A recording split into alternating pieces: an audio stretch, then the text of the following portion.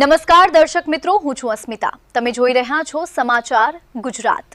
ભારતના પ્રતિભાશાળી, વિશ્વ રેકોર્ડ ધારકો અને અસાધારણ સિદ્ધિઓ હાંસલ કરનાર વ્યક્તિઓને સન્માનિત કરવા માટે આયોજિત 10મો genius Indian achievers award Ahmedabad ખાતે ભવ્ય રીતે યોજાયો.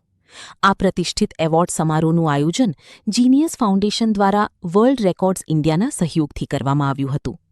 આ એવોર્ડ સમારોહમાં સમગ્ર ભારતના વિવિધ રાજ્યોમાંથી આમંત્રિત કરાયેલા ટોપ 50 વર્લ્ડ રેકોર્ડ હોલ્ડર્સ, શિક્ષણવિદો, સામાજિક આગેવાનો, ઉદ્યોગપતિઓ, કલાકારો, રમતવીરો તેમજ વિવિધ ક્ષેત્રોમાં અનન્ય યોગદાન આપનાર પ્રતિભાશાળી વ્યક્તિઓ અને બાળકોનું વિશેષ સન્માન કરવામાં આવ્યું હતું.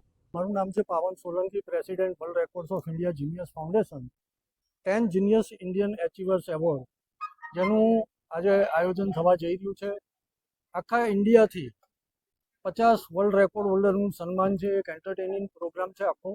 ટોટલ 300 જણના નોમિનેશન આવ્યા હતા અને એમાંથી 50 જણને અમે આજે ચૂઝ કર્યા છે અને અહીંયા એમનું જીનિયસ એવોર્ડથી સન્માન કરવામાં આવશે. સાથે સાથે તડકો ધ એસેન્શિયલ જે બ્રાન્ડ છે એમનો બી એક સ્પેશિયલી એબલનો એક ફેશન શો એમનો રાખવામાં આવ્યો છે.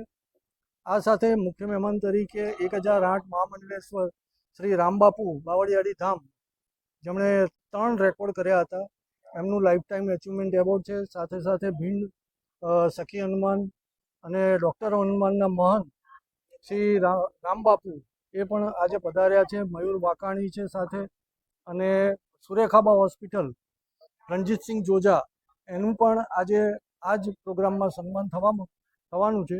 તો આવા 7 વર્ષથી લઈને 70 વર્ષના 50 લોકોનું આખા ઇન્ડિયાથી આવેલા જે છે એનું સન્માન આજે અહીંયા અમે કરશે જીનિયસ એવોર્ડથી.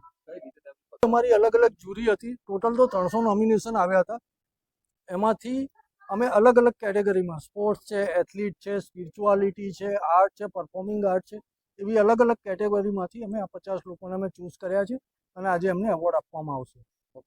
બાવળિયાથી સંત શ્રી નગાલાખાના ઠાકરધામ બાવળિયાથી ત્યાંના મહંત શ્રી રામબાપુ આજે ખાસ કરીને ચીફ ગેસ્ટ તરીકે અહીંયા આમંત્રિત આપ્યું છે. ત્યારે ખાસ કરીને ગયા વર્ષે અમારા સમાજના બહેનો દ્વારા 75,000 બહેનો દ્વારા ટેનિસ રેસમાં એક વર્લ્ડ રેકોર્ડ થયો હતો. સાથે લાકડી રાસનો પણ વર્લ્ડ રેકોર્ડ હતો. 111 ફૂટની અગરબત્તીનો વર્લ્ડ રેકોર્ડ હતો. 22.5 ઇંચની બંસરીનો પણ વર્લ્ડ રેકોર્ડ હતો. આ એના અનુસંધાને આજે ચીફ ગેસ્ટ તરીકે અમને અહીંયા ઇન્વેસ્ટ કર્યા છે. બસ આમ તો હરેક વ્યક્તિમાં કોઈને કોઈ કંઈક એવો ઉત્સાહ તો હોય જ, પણ એ ઉજાગર કરવા માટે પોતાની આવડત હોવી જોઈએ.